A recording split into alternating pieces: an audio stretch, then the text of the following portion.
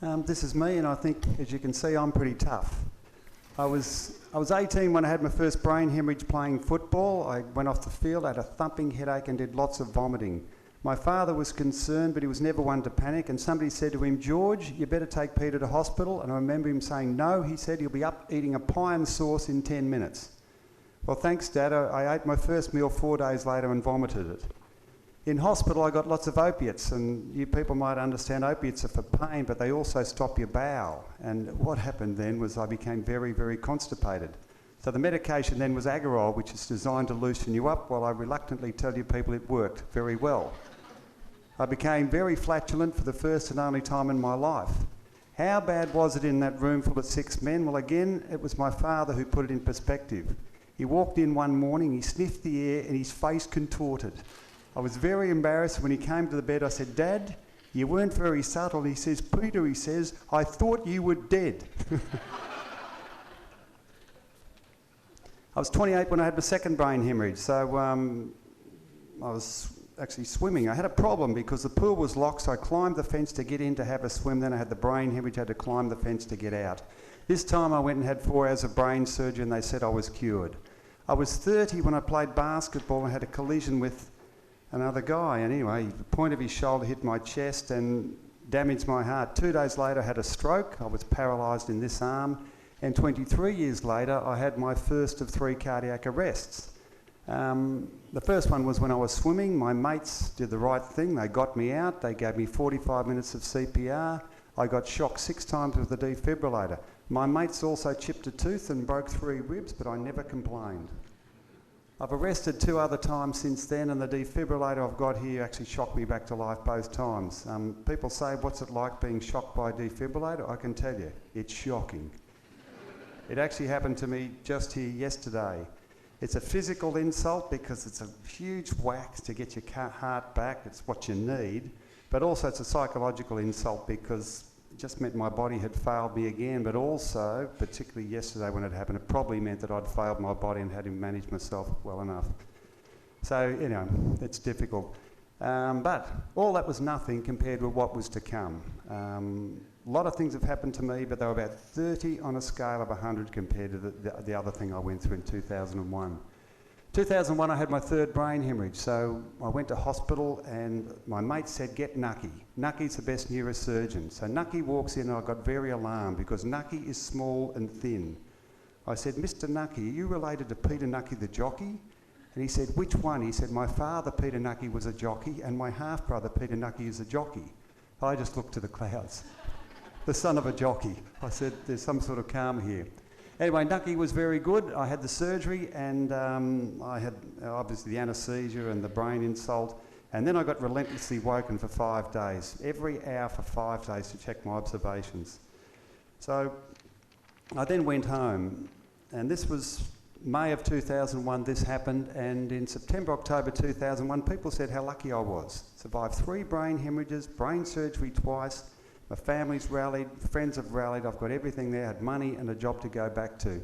Anybody who said that wasn't inside my head, because every day for 2 months I thought about suicide. So vets, suicide, there's many reasons why we've got 4 times the rate, but one is the means to do it. I had a gun in the car and every day I thought about putting that in my mouth and how I'd put it in and which way I'd aim it. I also worked out I had enough euthanasia solution, which is green, so we call it green dream. I had enough green dream to do myself 6 times. But I was reluctant to do that for a few reasons. One, being found in a pool of blood is not a good look, or with a needle in your arm. So I said, what is a respectable way? And I thought about pulling under a truck. Autocide, they call it, and a lot of people do it. It's hidden amongst the road toll, but it happens a lot. So people can ask me why I was in that particular position. Everybody thought I should be so happy about the whole thing. I now know that when I went to hospital, I was a little bit depressed. The process in hospital took me from a path I was already travelling down, but it hastened it much more quickly. So I travelled down a path I was always headed much more quickly. It actually was a tragedy to do that, but it was the salvation to find out what had been wrong with me throughout the 90s. People say, why were you suicidal? Well, I'll tell you my symptoms. I say, well, why wouldn't you be? Insomnia, shocking insomnia.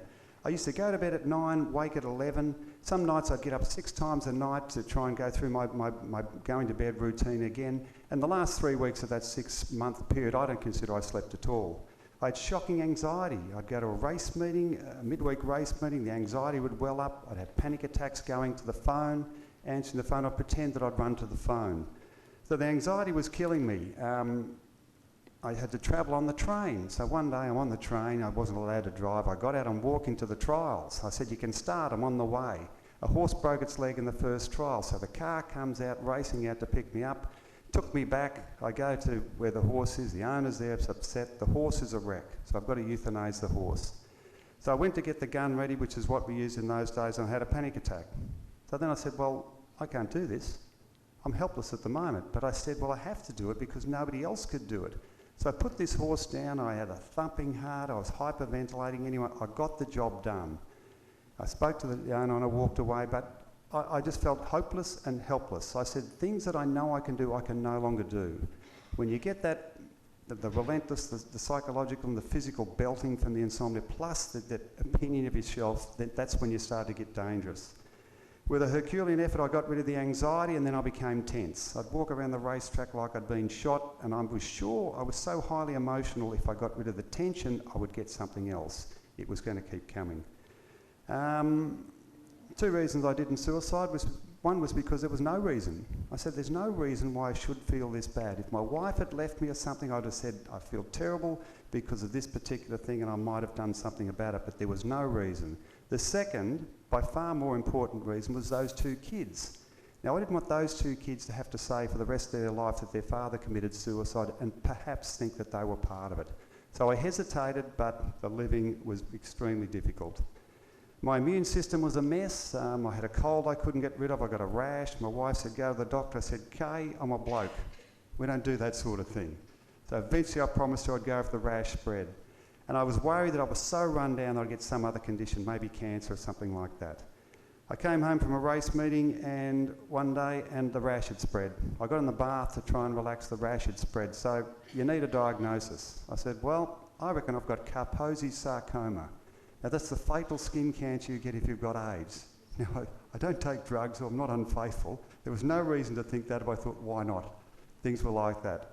I rang a doctor who's a friend of mine, good friend, and said, can I come around? And mercifully he said yes. And I walked into his house and basically I'd had enough, physically and psychologically exhausted. I told him about the rash and he explained probably stress related, which didn't surprise me, and then I reluctantly told him some of my symptoms. And I still will never forget what happened. I thought I was the only person on the planet with these symptoms, and he just kept nodding his head as I explained my symptoms. I said, he knows. In the end, he said, Peter, you've got depression. I said, Glenn, you're the doctor, but no, I haven't. I said, I'm never sad, so there's no chance I've got a condition called depression. He said, it doesn't work like that. I said, well, if it doesn't work like that, it's stupid. I'm suicidal, I've got some shocking symptoms, and the condition that... its name, the name of this condition is a symptom I just don't have. So he said, as I say, I walked into his house with severe mental disease. I walked out with a simple medical problem. He said the onset's explainable, the treatment's standard, and the prognosis is very good.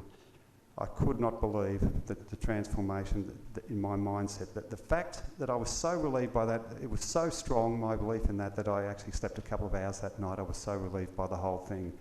I said then, and all the things that have happened to me, nothing has compared. So I've spent the last 13 years trying to make sense of this particular condition, which affects me. When I started on this, there was 250 million people in the world that had this condition. Now there's about 350 million in the world, and there's more coming. So this is what Clyde Jameau, who's a doctor with some brains, he's the brains behind it. I'm the town crier or the village idiot or something. I'm the one who just peddles it out. But this is what we came up with. So on your head, there's 1.5 kilograms of brain, 100 billion neurons. Each neuron can potentially have 10,000 connections. That's trillions of connections. The neurons speak to each other with chemicals. So the chemicals they use are neurotransmitters, which transmit the message from one neuron to the next. We call them brain fuels, from one brain cell to the next. So this is what happens every day. You deplete your neurotransmitters coming to a conference like this, interacting with people, and at night with good quality sleep and relaxation, you replenish them. That's the normal pattern. Here's what happens if you're stressed, if you're working 2 jobs, or there's problems at the work, or problems in your relationship, or your kids on drugs, or all 4 of those things. You deplete your brain fuels even more during the day, and at night, with your mind racing, insufficient rest, you replete them insufficiently. So you get an increment of what we call brain fuel depletion. If you solve the problem, you get 2 or 3 good nights sleep, back to normal. Not a problem. That happens to different people. If it's a long-term problem, if it's a job or a situation or relationship or something that goes on, there can be this gradual deterioration or depletion of brain fuels over a period of 20 years. Equally, if the stresses are severe, it can be in a few days. So there's all sorts of patterns available. As I say, mine was here, slow depletion, boom. I went to the bottom, and as I say, getting to the bottom means I could fight my way back, find out what was wrong with me to get back to the top. So pretty simple physiology, but here we are, a neuron replete with brain fuels. So it's an electrochemical message, electrical message in the neuron, chemical message across the synapse, and an electrical message continues. There's a healthy brain. Here's a brain fuel depleted brain. Much less neurotransmitter present, electrical message comes along, much less fuel to take it across, less receptors, and a much diminished message, so that is a dysfunctional brain. So what can happen with that? Anything can happen. The symptoms are myriad because brain controls the psychology, the way we think, but it also controls the body. So the 2 pillars, if you remember nothing else, 2 pillars. Depletion of neurotransmitters happened, and almost in concert, there's a rise in adrenaline. We think adrenaline takes over to try and run the body. If you know those 2 scientific pillars, you can work out all the symptoms, and as I say, there's many, many symptoms. This is how I look at it. Very common pattern. Slow depletion of neurotransmitter, can't concentrate quite so well. A little bit of adrenaline kicks in, mobilises glycogen, a little bit of lethargy, that sort of thing, not quite the energy level. The worst symptoms of this condition, the most destructive ones, are adrenaline. As vets, we know it's the most potent performance-enhancing agent on the earth. It's the thing that mothers can lift the back end of a car off their kids because they're so motivated with this particular potent drug. Adrenaline explains the insomnia, the anxiety, the panic attacks, and fight or flight. Some people fight, angry, irritable, frustrated, just on attack, and some people become remote and withdrawn. They're in flight mode. Some people do both. Go in the workplace, upset everybody, and then withdraw, particularly if their managers are supposed to be smoothing the situation over. So then you get here, and as I say, in Australia, 7 a day in Australia, higher than our road toll. It's a pretty high rate, but we're not much different to other countries. Why do you feel suicidal? Physically and psychologically exhausted. I said, I don't think I can live like this. I don't think I'm healthy enough to live like this. And then worse than that, I said, I don't think I want to live like that. So that was the question I had to put to myself. That's to think about. Another one is some people say, convince themselves they'll be better off without me. Angry, irritable, frustrated, attacking, and then people start to think, well, they'll appreciate the fact if I take myself out of that particular environment. It's wrong, but when you're with this condition, you can think anything. So this is how it works. There's 2 parts to the brain. Kahneman wrote a book, and I don't know if he got a Pulitzer Prize or something, but Fast and Slow. There's a reptilian and emotional part of the brain. If that's highly motivated, if you're very emotional, then cognition is low. It can't be both. If emotion's low, cognition can be high, you can work out problems. With this condition, you're highly emotional. My wife said, I said, what was it like living with this? And she said, I just thought you were being typical. Anyway, well, fair enough. Typical wasn't good. She wasn't saying that at all. And I said, Kay, I was just trying to live. So that's where I was. But when you get this situation, cognition is low, people are just buried, withdrawn into themselves with all their emotions. They think some very dangerous things, get some very wrong thoughts about what's happening. And that's why the model needs to be extremely simple for people that can't think properly to work it out. And that's why I wrote a book that's very simple as well. It's got to be a simple message so people that are desperate to get well can actually comprehend the message. So who gets it? Well, people have a sort of an idea about who gets depression. Well, we say brain fuel depletion is a disease of big brain fuel users. I can tell you, there's a lot of big brain fuel users out here. All my friends are big brain fuel users because they're interesting people. They do lots of different things. I get a lot out of them because they're like that. I'm good at picking people, but if you're at a conference, you've travelled from around the world to come here, you're learning, you're going to be interacting later, you're a big brain fuel user. So, some of the categories of brain fuel users: doers, perfectionists, creative people, carers, elite performers. Well, doers, politicians. Churchill lived to 93 but battled the black dog all his life. Perfectionists, if you want to be perfect at everything, it's a very tough life. You're going to chew through a lot of neurotransmitters. It's hard to be a perfectionist. Fortunately, I'm not. Creative people. Robin Williams, massive brain fuel user. He can take control of a movie or any sort of venue when he's on stage. And I say, well, it can't always be that. If he's pumping out so many neurotransmitters to keep everybody entertained, when he walks off stage, there's got to be another side, a slow repletion of them. And we all know what happened to Robin Williams, one of the most loved people on the earth, but a massive brain fuel user, and that's the other side. Carers. My mother was a carer, fantastic carer. She died at 63. If she had cared a bit less for her kids and the pony club and all these other things, I think she would have lived longer. When Mum died, Dad was a doer. He started to die. I thought he'd be all right. He was 70 and I thought he had lots of interest, but without Mum, he got a bit depressed. Eventually, he died of cancer as well. If my mother had lived longer, I'm sure my father would have lived longer. My mother would have lived longer, I think, if she'd been more selfish. Elite performers, sports people. If you're a single issue person, there's only one thing that matters, and it can be you're a sports person, you say, I want to be the best. In the end, you're second or third. There's an Australian swimmer who was favoured for a race in 1500 freestyle in 1996. There was another Australian, an icon in another lane, well outside, well behind him. They dived in, he said, I'm going to be beaten. He ran second. He said it was 18 months before he stopped crying at night. Olympic silver medalist, he said, I didn't cry every night, but it was 18 months before I stopped crying about this missed opportunity. He had an Olympic silver medal, but not happy. Now, vets, Craig talked about them. Vets are often doers, perfectionists, and carers. You put the three categories together. You've got to be a doer to get the job done. You've got to be a perfectionist to get good marks, to get through the course, get into the course and get through it, and often carers as well. So you put the combination together, you say, can you work 60 and 80 hours a week and do out of hours? And that's one of the things that happens.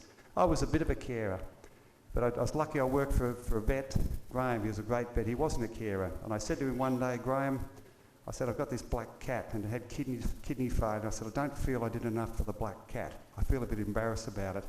And as I said, he wasn't a carer and he actually didn't like cats. He just looked at me and said, Peter, he said, it's only a cat. Yeah, he was a good boss. Anyway, so comorbidity, what are the other things that you get with this particular condition? Well, there's a great psychiatrist said, I define suicide in 3 words. He said, depression, depression, depression.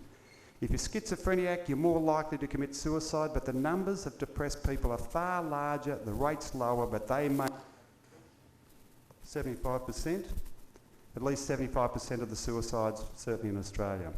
Alcohol and substance abuse. Why do people abuse alcohol and substances? Well, they abuse alcohol, benzodiazepines, heroin, marijuana, anything to get a break. If you're highly emotional, you can't sleep, you resort to those sort of drugs. We all know alcoholism is a massive problem around the world. We know it's an international problem. We know it's a problem that some people have far more than others. And we know that it's a problem that is in certain professions. Now, if you look closely at that photo, you'll notice that there are no veterinarians identifiable in that photo. Anyway, the other thing, comorbidity, marriage and relationship breakdown. If you come home and you're angry and irritable and frustrated and then you withdraw, it doesn't work in the relationship, it doesn't work in the workplace. It's quite common for some depressed people to be restless and not sleeping and angry and irritable, and the other person becomes a little bit depressed as well because it's not harmonious. And then if they split up, then 2 people that are not thinking very well try and negotiate a settlement and everything gets much worse. So it is a factor behind relationship breakdowns. Equally, as I said, the brain controls the body, so health problems, particularly organs that have involuntary control. So the gut. It should kick in at various times, should be active and inactive at different times. When you have this condition, you get all sorts of things happening at the wrong time. You can get diarrhoea, constipation, bloat, all sorts of things.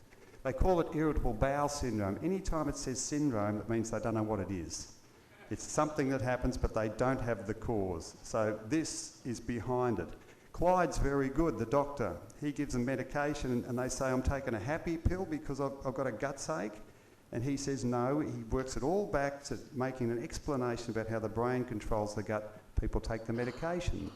If you don't get the explanation, you say, he gives me a happy pill before a problem here. They don't take it, and then there's not a successful resolution. So it's got to be an easy model that is explained to people.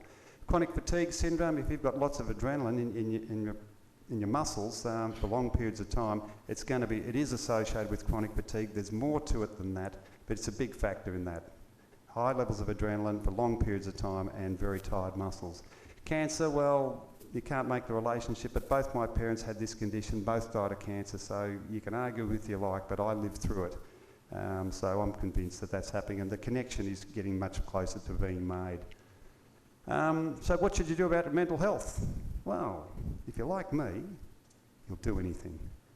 So people come to me and say, well, what about this and that? But I say, well, I don't want to change that or that. I said, listen, when you've been where I've been, come to me because you'll do anything. So I say, if it's important to you, you've suffered enough, do anything. Ian Gall is he's a vet, a cancer survivor. He did everything. Absolute role model, one of the guys I admire most. He had bone cancer, so they cut his leg off. He got secondaries in his chest. He would cough up bone spicules. He's a tall guy. He ended up 42 kilograms. They said, you've got 2 weeks, so he got married. And then he went around the world. He did meditation. He went to faith healing in the Philippines. He saw swamis in India, and he did absolutely everything it took to get better. They said he wouldn't survive. He did. They said, you'll never have children because of so much chemotherapy early in the piece, and he has 4 kids. So that's what I say. Look at it all. If you want to look after your mental health, and that's the only way to be happy in this world, do it all. So I think you need a good, simple model. As I say, what we try and do is make the problem very simple so the solutions become obvious. A psychiatrist came to me one day and said, well, it's very simple, Peter. And I thought, he's having a go at me, this guy. And I said, well, I'll take the right thing. I said, thank you. I said, that's exactly what we're trying to do. Make the whole thing simple. Some knowledge, but also hope for the way you can reverse these particular problems that you have, this particular condition. I think you need to do everything else, all the non-drug things that you can do. Now, Aladi wrote a fantastic book called The Depression Cure, all those different things. Sleep and light are intimately connected as far as getting good quality sleep, relaxation, connection and activity. Doing things that matter with other people is the way to be happy. That's what Martin Seligman says. You put all those things together to make sure you maximise all the natural things you can do. So you have better understanding, you have light, sleep, everything. It's a bit like being the hunter-gatherer of the old days. Obey those principles. The other thing is medication. I mean, antidepressants have got a funny reputation, but I'll tell you, they saved my life. I was doing lots of things right. I went to my doctor and he prescribed a low-dose antidepressant. He said, this will take 2 weeks before you get an effect. And fortunately, 11 days later, on a Saturday night, I slept from 12 till 4. That's the best sleep I'd had for 6 months. And I woke up, I said, I'm a superstar, I'm a superman, I'm a rock star. I said, it's over. I was still exhausted, but I said, I think I'm going to live. And that was the medication. Low level, but on top of all the other things I was doing, it seemed to be the little bit I needed just to make the final difference. So I'm glad I live. I got a bad heart, so I'm glad I live in the time when you can get a defibrillator. I got a bad head, so I'm glad I live when I can get this medication, and I've got a bad head in another way. I'm glad I live when they can do brain surgery. So I'm a very lucky guy. The other couple of things are you've got issues in your life, you've got to deal with your issue. My issue, I'm trying to do too much. So I try and do 8 things, always try to do a lot. Then I get married, so then I've got to try and be a good father, which I think I wasn't bad at, and I've got to try and be a good husband, which I don't think I was that good at. But things just kept building up. In the end, I said, I'm trying to do too much, so I didn't get some counselling. I said, I'm just going to do 3. One of them is this stuff. So I back off from 8 to 3, and if I'm going to do something else, I get rid of something to do something else. But there's all sorts of issues. I think the worst issue could be if you're a girl and molested by a father. Now, that never happened to me, but things like that. There are all sorts of issues that people can have that need to be addressed. So there's a range of things, but you need to identify the issue to have any way of knowing what's driving your brain fuels down. The other one, and this is a sort of American thing, there's a book that Whitaker wrote. He said Americans just, medication doesn't work. Well, it does work because it worked on me. Clyde, the doctor, uses it. But I think in America, it seems to me that people don't expect to get better. They think, oh, there's problems, oh, he didn't get better, they don't get better. And doctors, I think, say, well, here, try this, you know, good luck sort of thing. I had an expectation I would get better, and I think you need that. I mean, if you think, some people have these issues about actually believing if it's all going to happen. So I say the way to convince yourself is do everything. Do all those things that Alardi talks about. Have an understanding here. Take the medication religiously, deal with those, and then I think your subconscious says, well, I deserve to get better. I'm doing everything. If you just tick a box, take a tablet every 3 days, don't deal with anything, don't make a lifestyle change, I think you're going to get the same result that you've had the whole way. Nearly finished. So the final message is you've got to deal with issues. So it can be internal issues. Are you a doer or a carer or a perfectionist? I don't say change. If you're a perfectionist, I say just be perfectionist at 10% of things, not 100%. A doer, I like to do, but I do a few less things. If you're a carer, you can't care for the world. I spent a lot of time in hospital, and the thing I've noticed in the 70s and 80s is that people look more and more stuffed. They look more and more exhausted. And I say, if they don't walk in the room, if they don't look exhausted, I say, you don't work here. That's what it's like. So as a carer, you've just got to say, care for the core people, the family and a few others, and have to push a few away. As I say, there's a cost benefit with your brain fuels. Everything costs your brain fuels. Sometimes it's worth it and sometimes it's not. They say the 80-20 rule, 20% of your friends give you 80% of the enjoyment. So indulge the 20%. Indulge the 20% that give you the most, and the other 80%, a few problems here and there, if they're difficult, if they put you down or they're hard to catch up with, they're the ones to just push gently away. Push gently, some of them push gently, some of them push a bit harder. But indulge the people that matter. In your workplace, 20% of the issues probably have 80% and generate 80% of the profit. So identify those things. You can't do it all. And in this world, everybody wants you to do everything all the time, be connected, do absolutely everything. So it's a matter of taking a step back, what matters to you and what's healthy for you. So, as I said, belief and expectation, there's a view of the world. Well, I said I'm going to live because I usually live. I've had lots of things go wrong and I expect to live. I'm lucky. Role models, you need people to look to, and that's what I try and do. I try and get up and say, well, this is what happened to me. And you can work out whether I seem to be going okay or not. The other thing I do is, as a guy, guys don't talk, so I give permission for other guys to speak. A woman said to me one day, how do you feel talking about all this personal stuff? And I'd never had the question before. So I had to think about it. I said, it's a bit like preg testing a cow. I said, the first time you stick your hand up a cow's backside is a very ordinary experience. The second time is not quite so bad. And I said, when I started working on a dairy farm in Gippsland on a cold winter's morning, I said it was the best place to be. So it's something you get used to, I get used to talking about. Role models, some people have a doomsday philosophy. Well, if you think you're always, you know, they've got that philosophy, it's a sad life basically, but some people have that. They don't expect to get better. And basically I ask you, you're doing everything. The conscious and subconscious will say, well, I'm doing everything, I'm putting all the things, I'm addressing things, and I think that improves the, you know, that psychology of getting better, the placebo effect, whatever you want to call it, as well as all the physical things.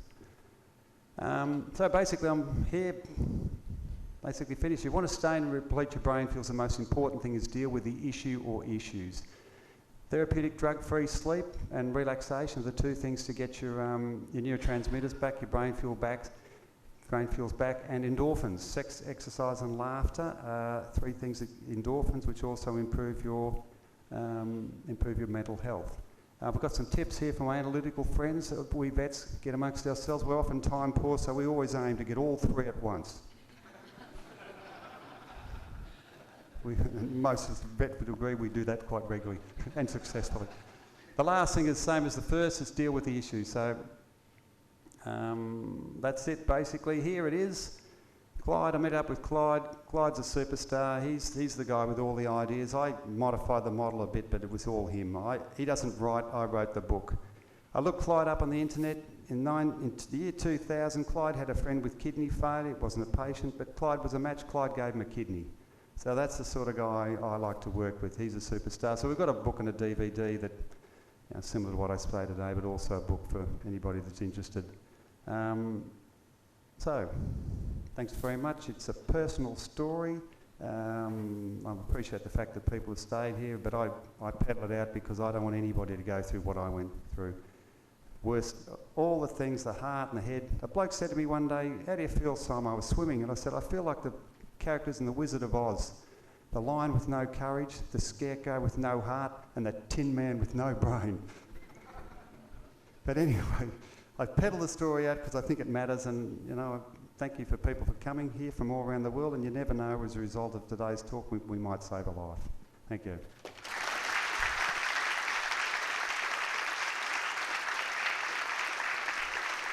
Sure. Thank you. Thank you.